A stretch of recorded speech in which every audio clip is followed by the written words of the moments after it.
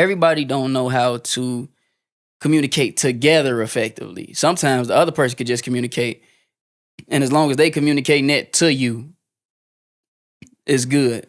You know what I'm saying? Rather than two people communicating effectively together. I'm not a perfect communicator. Hell no. I need to be a better communicator. I'm gonna be honest and lay it down right here on Sad Boy Radio. I could be a better communicator. This is Sad Boy Radio. What's the word, everybody? Welcome back to Sad Boy Radio. I'm your host, Matt, and today, man, we got a very different setup. Feels a little bit more official. We got a very special guest here. He was featured on The Radar a couple years ago now, right? Like 2? Yeah, I think I did that about 2 years ago, probably. Maybe a year and a half, probably. Time be flying. You were featured on the What's the Word Artist to Watch list, and you recently released your album, Nowhere to Run. Man, introduce yourself, bro. I appreciate it, man. This is my camera right here.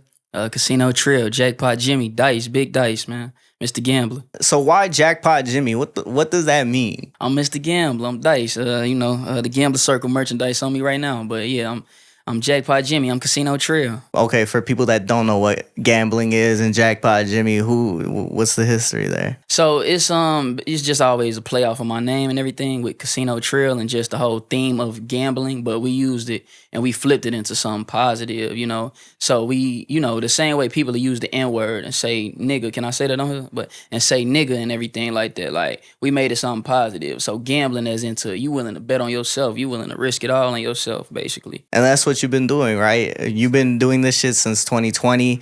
Your first song, Love Like This. I gotta ask you, right? You had a picture of Martin and Gina on there. Yeah.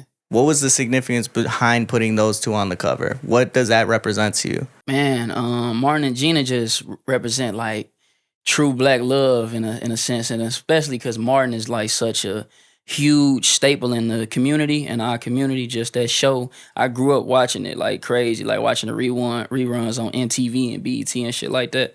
So that was like the first thing that came to my mind. I'm like, man, who is the ideal couple? So I'm like, let's go with Martin and Gina. So I made that cover myself. What is it about them that represents black love? The time being the time that it was within the world when it came out. And I think also just the actual relationship. They were friends. They was laughing with each other. They showed true companionship. Like you would see times where they'll fuss and fight, but then you also see where they come together and make up and just, it was like a perfect but an imperfect relationship, which was ideally what we see in real life. And it was like that TV fairy tale that we love so much, you know. I don't know if you ever seen the show, but even when they ended up getting married and how everything played out for them, it was like a real love story, but it was like they was regular day-to-day human beings. Do you feel like that's something you strive for? Because a lot of your music, it can be very passionate and sensual, and you got the hard shit, but when it's not the hard shit, it's really about that passion. No, yeah, of course. No, I'm a lover boy, bro. Like, you know what I'm saying? Like, I'm deeply in love. Like, you know what I'm saying? Like, I'm just a passionate person in general. Like, I feel like... But you're not singing about love. You're not rapping about love. You're rapping about fucking. I mean, when you know what I'm saying? I think fucking is a form of making love. When you with a woman, you showing her how you love her, and when you fucking... Basically, you know what I'm saying? Not unless you jackrabbit, like just drilling her or some shit. But I think, yeah.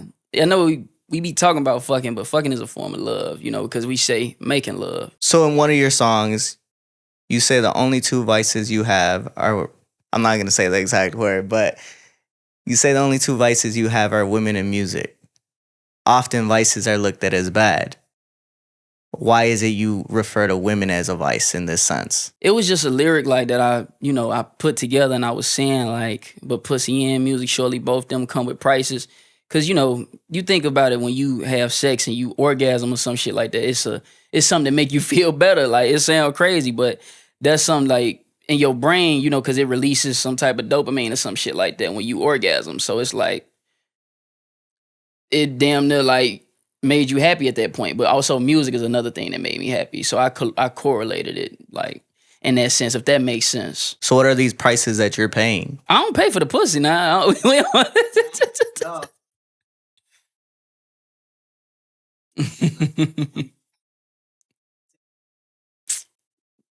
Technically, you paying for pussy when you going If you go on a date, you know what I'm saying? Even if you get in your car and you drive to go see her, you spending money. Or even when you just taking your time out the day to text a woman or just be with her, you spending time like a motherfucker. So, But in that lyric, you're referencing more than just money. What is it you're referencing when you say that, you know, this is the price I have to pay? anything that's a vice, or you might want to say it's an addiction. If in a form of an addiction, you know, if it's this addictive, there's some things that may, you know, be sacrificed. Or you ever heard them say too much of anything, it might be bad for you. You know what I'm saying? Even though I can't think of too much music being bad for you, but you never know. Like, let's say I'm spending too much time on music, I could be taking time away from my family. So that's the price I got to pay. Or you spending too much time with your woman, or, you know what I'm saying? Now you taking time away from the music. That's the price you paying. You feel me? Or just chasing pussy in general. You gonna pay the price of chasing the pussy. Now you missing out on money. You missing out on all type of opportunities. What's that one Boondock quote? You know which one I'm talking about? From a pimp named Slickback. From a pimp named Slickback. What did he say? He said you could pay a holder. He said something. He was saying that. He say what he say? Homies over hoes. He would say a bitch over a ham and cheese sandwich. He said bitch dependency. Bitch dependency. We gotta pull that quote up. We gotta pull that clip up. But yeah, he said something like bitch dependency will ruin ya. That's crazy, bro. I'm a Boondock stan, bro, and I can't even fucking think of the quote right now when we saying it. Well, yeah, you got a whole song called Thugnificent. I do. So my nigga been doing this research. Why Thugnificent? Man, bro, I love the song. If you listen to it, I was saying like I want way too many cars in my driveway. And Thugnificent has a song on the song. He like, way too many cars in my driveway. I got boats, I got planes, nigga. So that was really how, that was the spin that I did on that song, basically. I fuck with the character of Thugnificent. I feel like he an underrated character on Boondocks, even when he was dissing Granddad and shit. You just mad because your ass is old? Hell no. So I got to take it back real quick, right? When I introduced you, I mentioned that you did On the Radar. That's a big thing for somebody to be doing while they're coming up in music. And this was when On the Radar was like just starting to roll out a bunch of different artists, right? Now they be rolling out like 20 videos a day. But back then they weren't doing that. How did this opportunity come about? I saw On the Radar was in town and shit like that, right? And I know they wanted a bunch of Chicago artists to come on their platform and do their thing. And I saw it was gonna be at Classic Studios, and Classic Studios is basically like home to me type shit. So I had just hit up Chris Classick to see what the deal was with it and everything like that, and you know who to hit up and everything to get the opportunity going. And then Chris had basically, he had plugged me in with the 1-2-1-2 type shit, and then from there it was history. I pulled up, I got it going. I'm like, yeah, let's do it. How'd you find out it was gonna be at Classics? It was them that's saying it like on the what you call it. It was like on was it on a post or, yeah, I think it was on a post, and I think it like said it, hosted by Classic Studios and sponsored by Puma and stuff like that. So when I asked Classic what was up with it and everything, he had sent me like over the details and it was up, shit. Damn, yeah, because I seen that. I don't know how I knew it was at Classics. I think I just started seeing everybody post about it. And then the same thing with Lyrical. Like, I started seeing everybody post that it was at Lyrical, but I didn't know that those were going to be the locations. I didn't either until I just started reading shit and making calls. I'm like, hey, what's up with this? How we gonna do it, motherfucker? Like, yeah. So it was a go. And Classic Life family, so shit, motherfucker through that. Ooh, we came through slam dunk. So how'd that relationship get started, you and Classic? I really first met him at Fortune House at the Art Center. And when I had met him up there, but we was already talking through email beforehand because I wanted to set up a session so I could just, get some knowledge from him and, get that professional sound and recording and everything like that. And I had ended up meeting him at Fortune House. We kind of, talked some stuff before that because he was, it was kind of like a panel where he was talking to everybody and giving off game. And then I had introduced myself there, and then I'm like, yeah, we got a session coming up in like the next 2 days. And then we had met then, and since 2023, shit, he always just a text away now. Man, Classic a real one. No, facts. That's a fact. Speaking of game, what is some advice that he's left you with that you've continued to carry on throughout your career? Shit, you need a banger.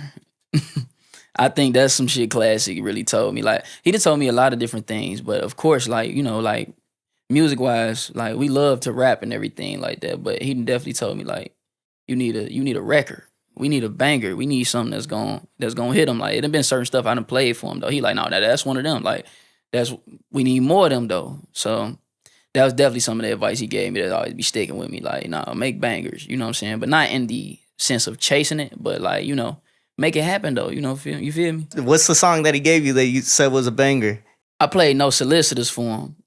No Solicitors Allowed. I played that. I ain't gonna lie, it's kind of crazy because I wasn't expecting him to gravitate to that one specifically.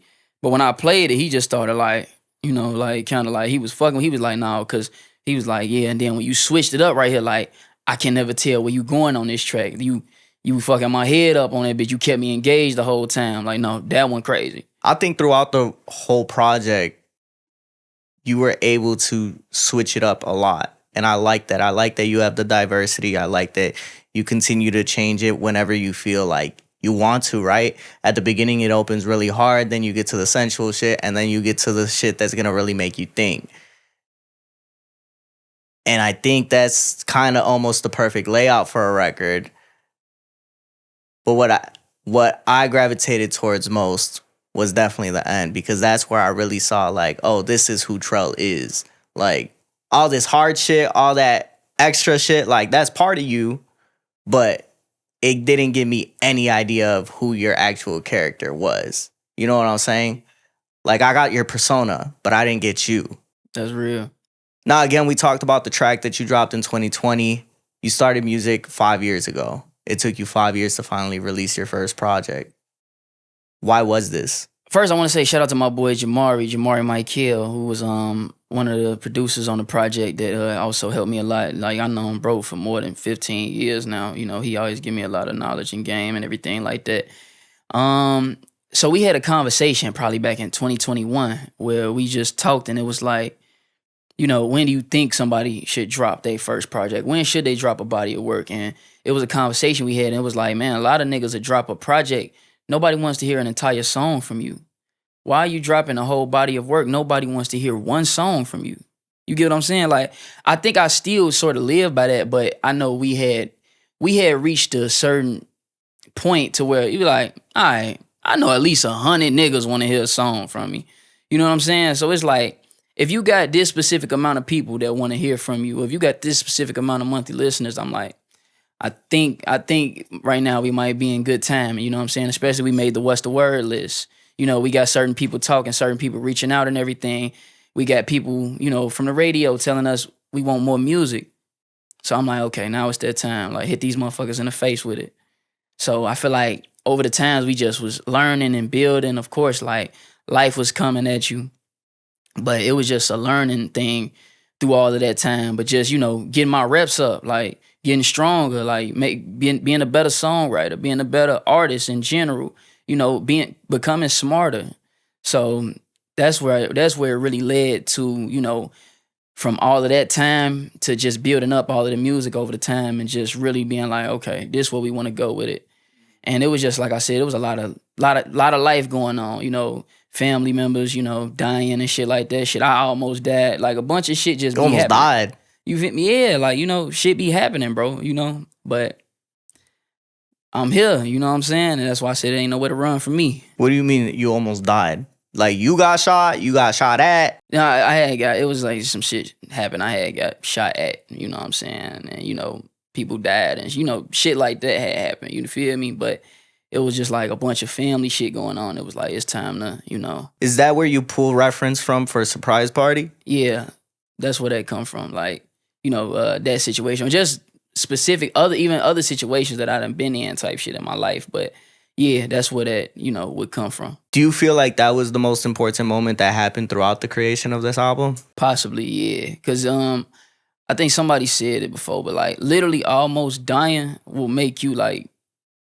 appreciate life more. You know what I'm saying? Like, a lot of niggas be, faking this shit out here, like on some like they too tough Tony, or, a lot of people be like gangster as hell. You ain't never seen nobody die before. You know what I'm saying? Like, a lot of niggas be talking all this shit. You never seen nobody really transition in your face. That'll really change you. Like, that'll make you different. You know what I'm saying? It'll make you look at things different. It'll make you appreciate life differently.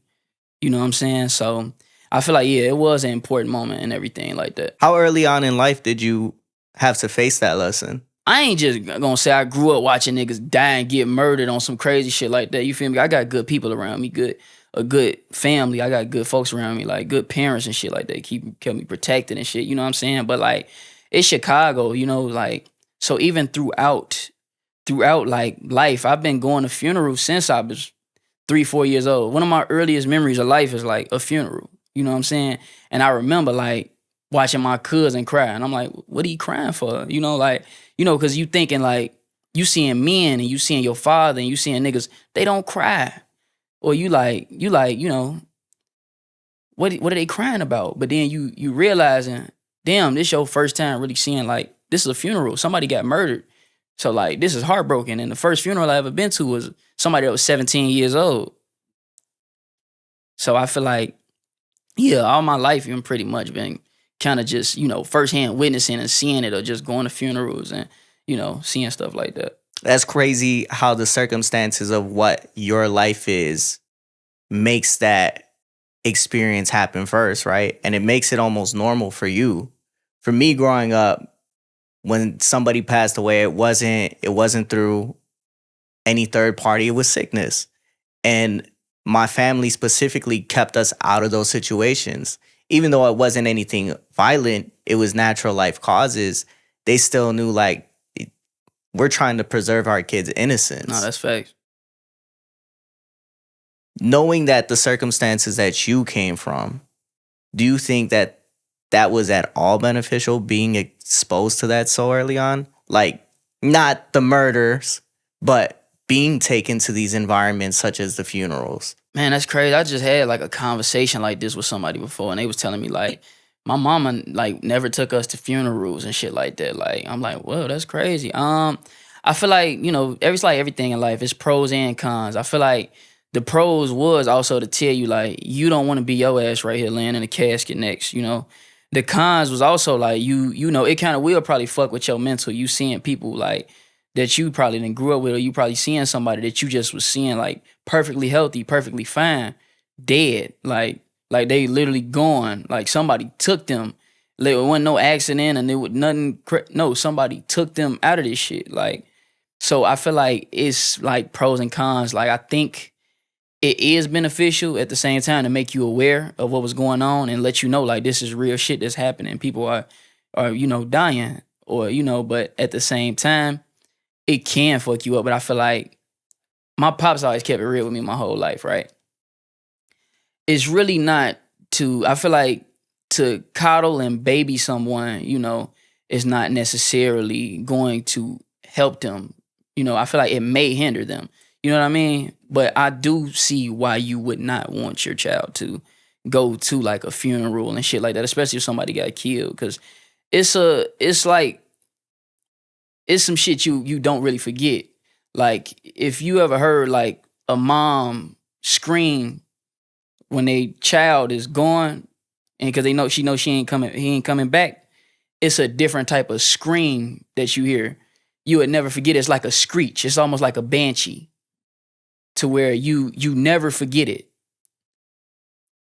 But I do feel like it is beneficial in a sense. But of course, it could fuck people up. I think it all depends on the type of person that it really is, you know? And it's a crazy thing to even think about, right? Me asking that question, I feel like that's a crazy thing to ask. But trying to understand you and understand the circumstances that you're coming from, right? That's what we're here for. In what ways did you see it impact you mentally? Like I said, though, I don't want to put it out there like I just was like growing up seeing like in a fucking war zone and just seeing motherfuckers get shot left. I mean, that's and right not what it when is, I'm stepping right? out the doorstep. But you know what I'm saying? You mentioned one of your earliest memories being at a funeral. Yeah, no, that's facts. That's a pivotal moment in your life. Like, it's like In and Out. You know those, or Inside Out.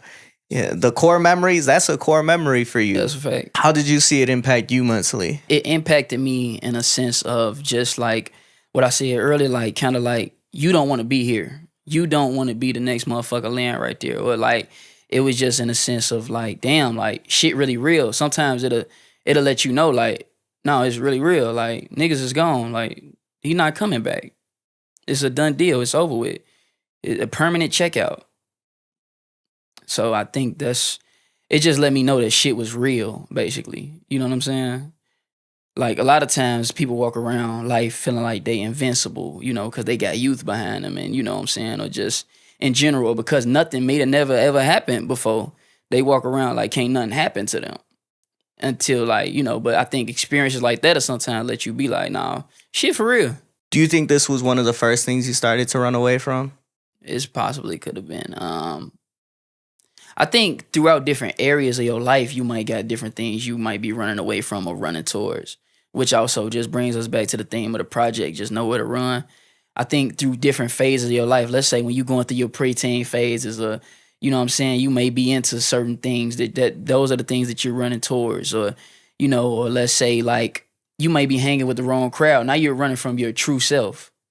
You feel me? But I think maybe early in life, maybe that was probably one of the first things I possibly could have been running from, I guess. So for the people that might be a little confused by that, what exactly is that? What was it? Death in general. So why nowhere to run? What does that exactly mean? Man, Nowhere to Run being the title of the project, it just came from, like I said, within that, even that specific situation where I almost died and shit like that. In that specific moment, it was like, damn, there's nowhere to run for me right here. Like literally, I'm like, damn, there's literally nowhere for me to go at this specific time where the shit was happening. And then just constantly, the constant tunnel of thinking about there's nowhere to run from grief. There's nowhere to run from the thoughts and the way I was feeling. There's nowhere to run from what's inside of my mind. There's nowhere to run from purpose either. You know what I'm saying? It was just like to even take it further, there's nowhere to run from purpose, nowhere to run from being great. So that's when we just pile all of these things within the project, showing you it's nowhere to run from even love. There's nowhere to run from just yourself in general. So how did this album force you to face the parts of yourself that even you don't like about yourself? Art imitates life. So even within like the recording process, the writing process, and making the music, it was just like I'm literally being myself in the music. Like I'm giving myself in it.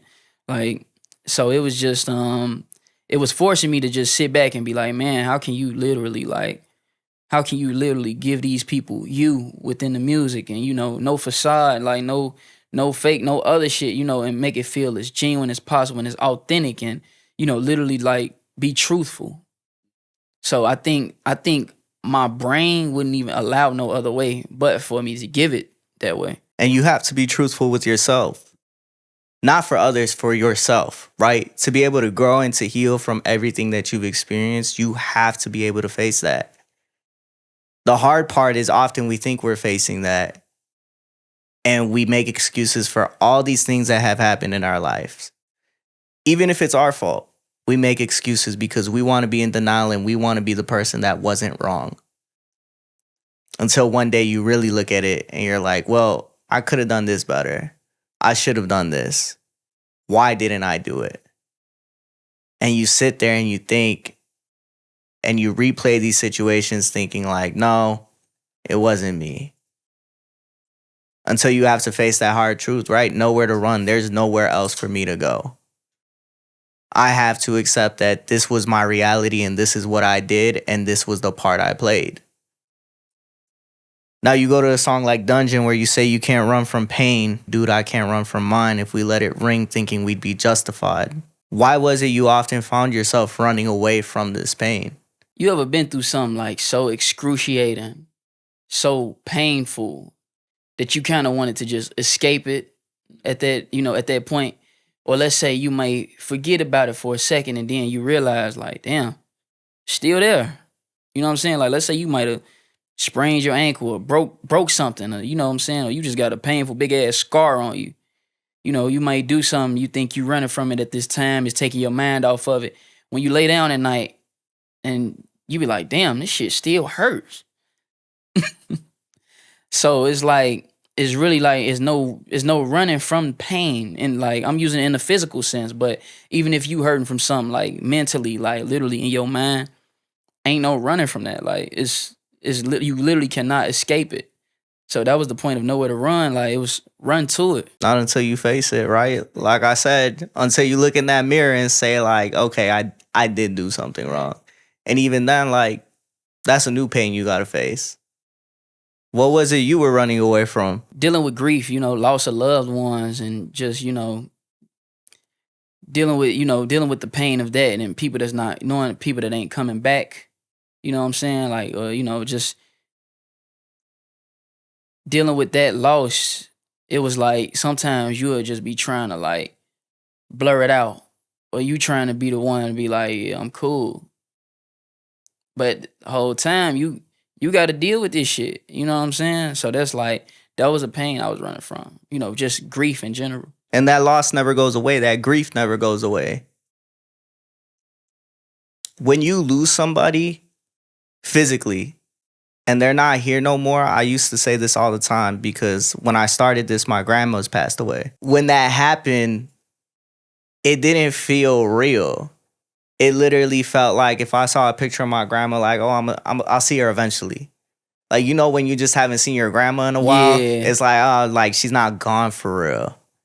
And I think that even still to this day, like, I don't necessarily think of it like, damn, my grandma's really gone. I still think of it as like, well, I'm going to see her eventually. You know what I'm saying?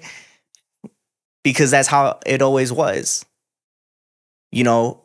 Those are people that, one of my grandmas lived with me, but I would go weeks without seeing her. Especially once COVID happened, like they said, don't go see her. You don't want to get her sick. And it was just one of those things. So when it comes to grief, like, it's something that just doesn't go away. Yeah, it's constant, and it'll sneak up on you too. One day you'll just be having a good time or something. You like, man, today a decent fuck. They gone. They ain't coming back.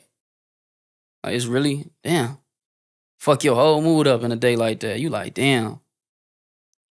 Because the littlest thing, the smallest thing may remind you of them. Like, let's say your grandma probably used to eat Aunt Annie's or something. You walk past Aunt Annie's, you like, damn, that shit smell good. That remind me of my grandma.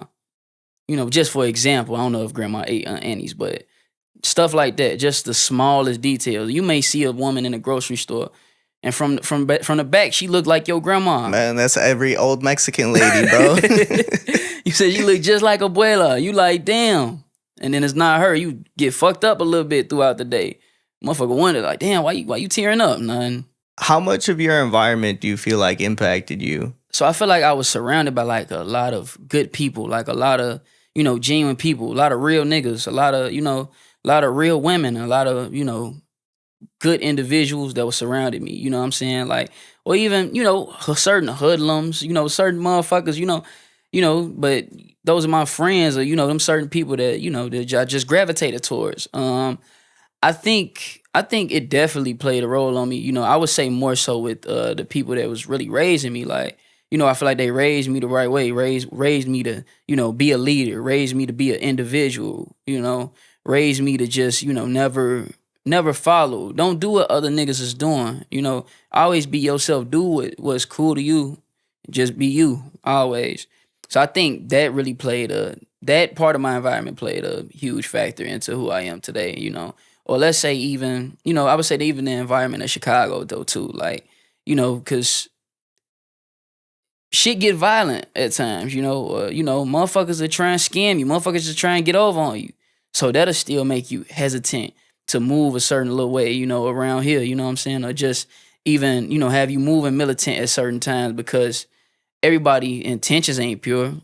Everybody ain't, it's fucked up that you gotta move that way all the time, but that's the way the world is though. And when you talk about this environment, like throughout your music, there's a lot of the coming from this violent shit to the sensual shit to the, damn, this shit really got me fucked up. In the song Surprise Party, the whole song is reflecting on this party that's meant to be a celebration. And it ends with this chaos. Was that supposed to be you at the end that got shot? No, it wasn't me. Because I just heard like the breaths, like the heavy breathing. The person was running, like, You know, I don't like. I guess like it was supposed to be like faint distance. You know, if you hear somebody was running and the other person was saying call the ambulance. You know, in that situation, a bunch of people got shot.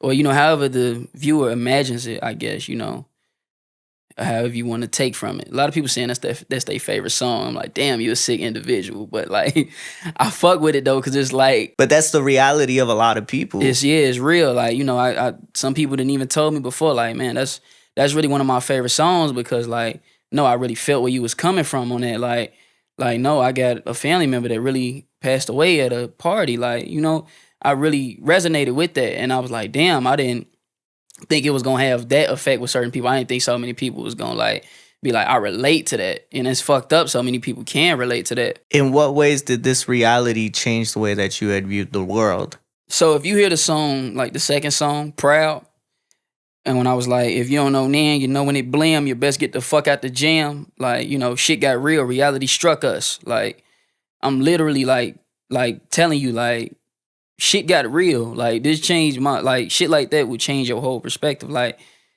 shit got real. Reality struck us. It made me, like, literally be like, to even go back to me saying the song was Proud, it was literally supposed to be called, like, Proud, a.k.a. No More Parties in Chicago, since the song was called Surprise Party.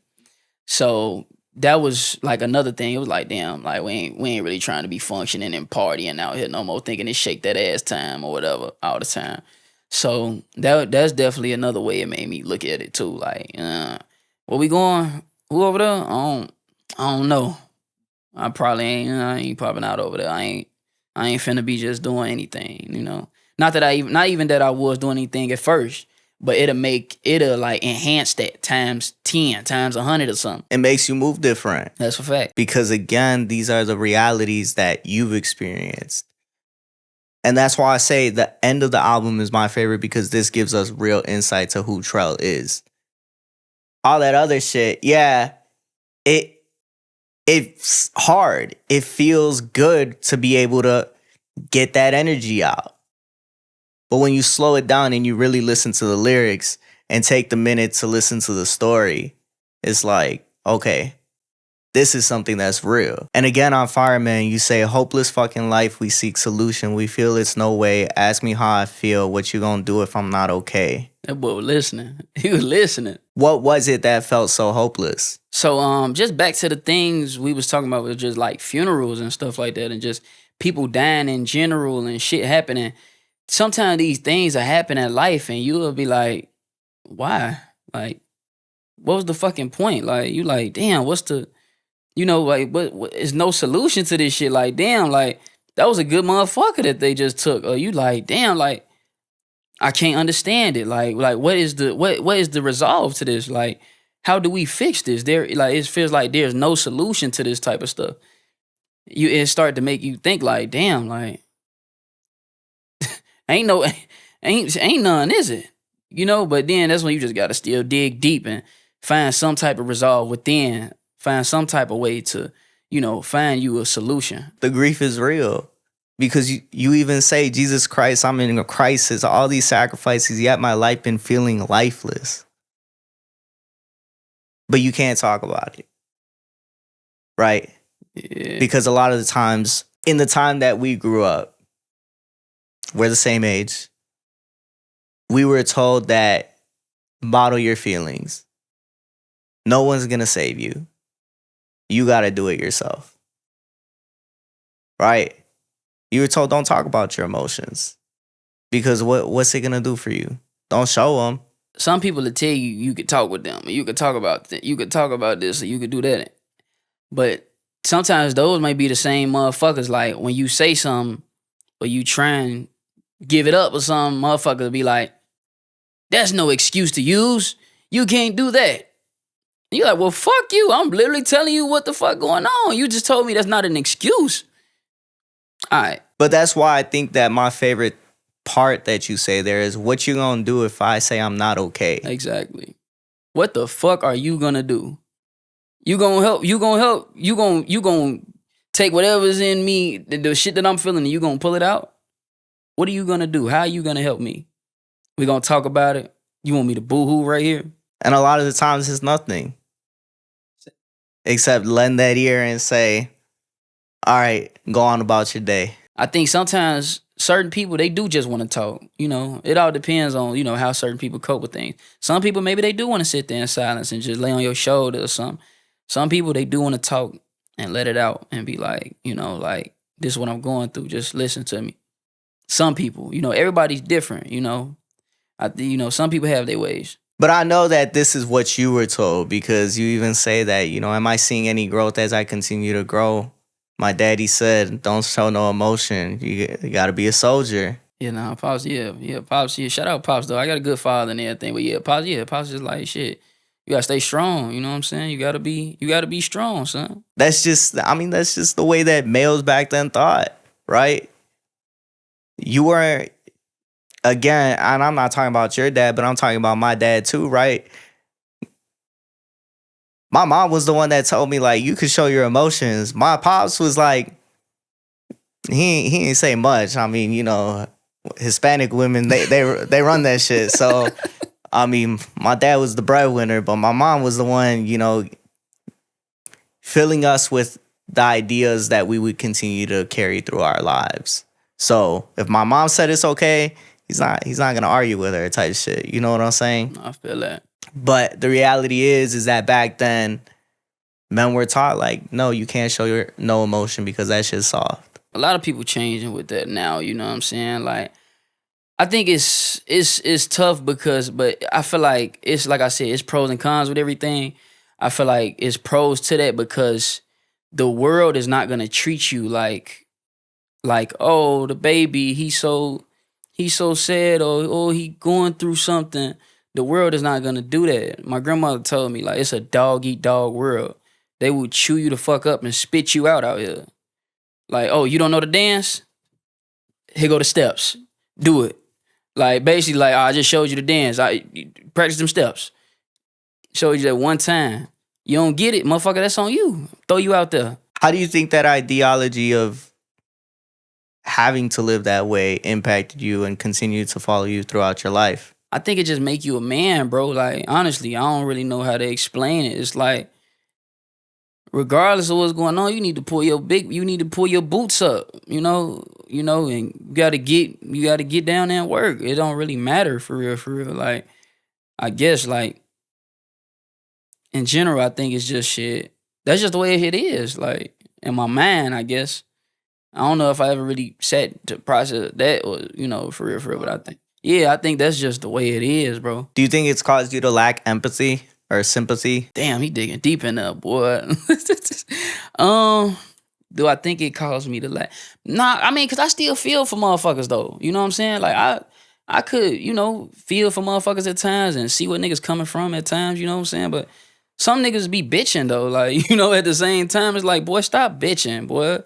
Like, you know, because it be, you know, like, it be people out here really going through stuff. Like, motherfuckers be, like, literally having stuff going on, and niggas be bitching about shit that's, like, minuscule. You know what I'm saying? There's niggas out here that lost everybody. Nigga out here crying because he lost his third girlfriend. Nigga, shut up. You know, it just be little shit like that. I don't know. Not you, though, right? Not you.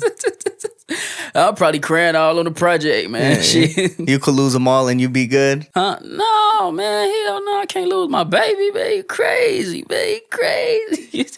Do you think you show emotion well? Do you think so. you bottle emotions up? Hell no. I let it out on the music. Is that the only place you let it out? I exercise. So you're a bad communicator. I could be a better communicator. I could. I think sometimes we be doing so much, bro. We be having so much going on at times, bro.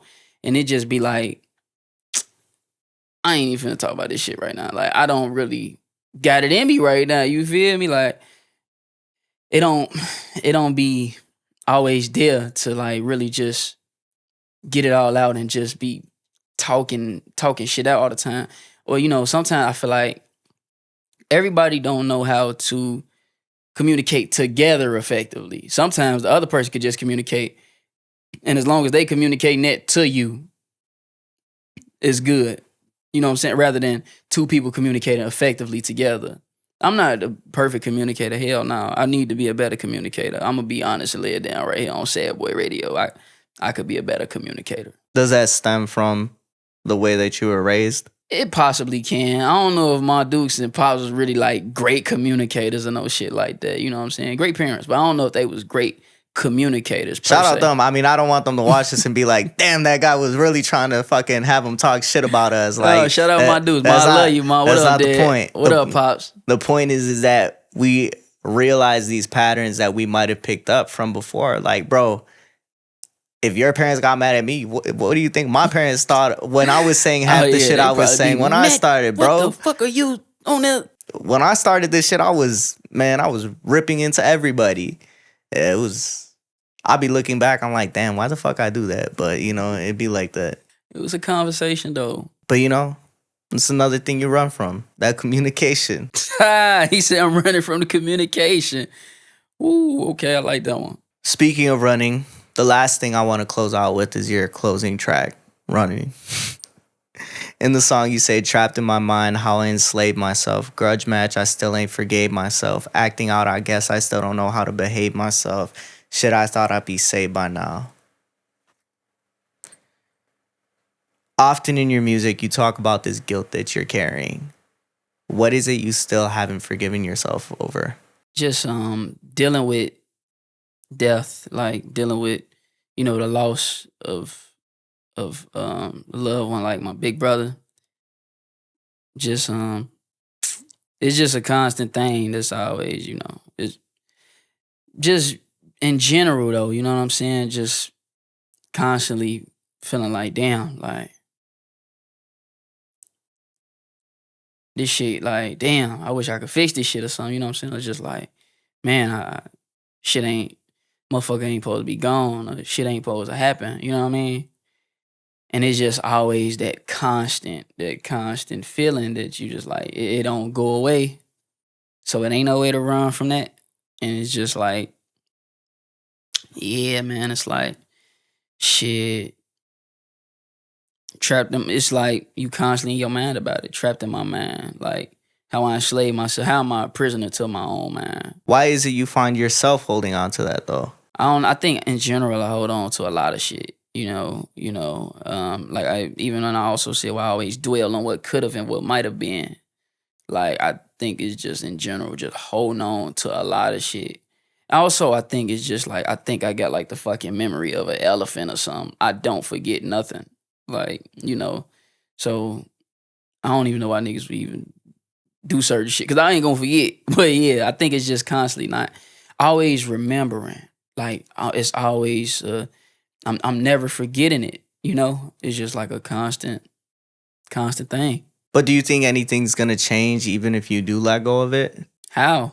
I don't know. You tell me. You're the one holding on to it. That's why I know where to run, man. We gotta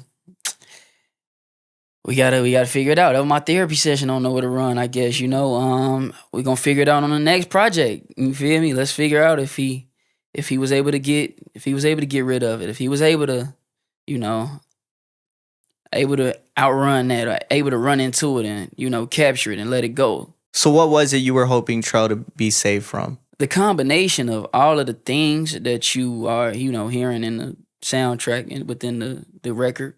Just the combination of the craziness within the city, or, you know, in general, just, you know, greed, or just lust, or, you know, lack of communication, or just, you know, all of the different things that are, you know, dragging you down as a person rather than pulling me up, or pushing me or boosting me up. Running from all of those things in general. So you're running towards something? You're running towards being saved? Let's go back to the title. It's like, when it's nowhere to run, it's like, let's say you're running from all of the fucked up shit, but you're running towards the things that's gonna make you greater. So why do you look back? Shit was scary back there. You feel me?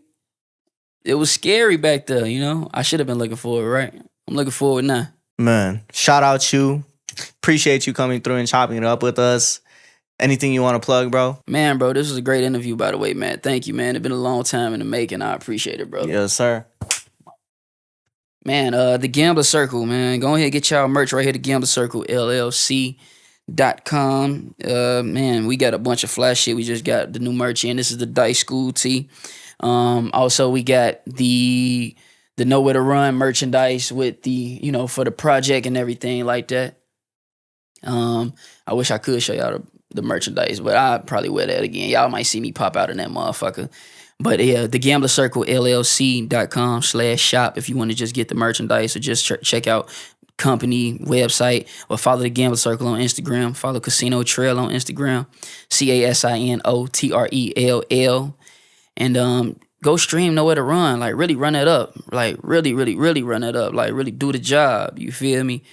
Shout out Sydney August. Shout out Kalia X. Shout out St. Ryan. Shout out Nico. Shout out Jamari Michael. Shout out my nigga Equan, man. Shout out. Nah, that guy don't get a shout out. He don't that get guy a don't get a shout out. Shout out all the people that was just He ain't bring me no responsible. taco. He ain't bring no taco, man. The motherfuckers was cold, bro. They Yeah, I wasn't, don't give a fuck. I love me some tacos, bro. He said something. I ain't hear you. Yeah, you heard me. man. But yeah, man, shout out to everybody that just been showing me love, man, and just really, Shout out my boy Pleckham. Shout out my boy nigga Pleckham. How the fuck could I forget the nigga that did the cover, bro? Shout out Danny Pleckham. He's a real GOAT, man. You know what I'm saying? Taking pictures of Will Smith and, future GOAT like myself, a current GOAT, whatever you want to call it, man. But yeah, man. Thank you, man. I appreciate you having me up here. Nowhere to Run out now. Go stream that. Go run it up. Run and tell that, man. Make sure you go ahead and check out the album. Make sure you go ahead, like, comment, and subscribe. Sad Boys for Real. Peace out. This is Sad Boy Radio.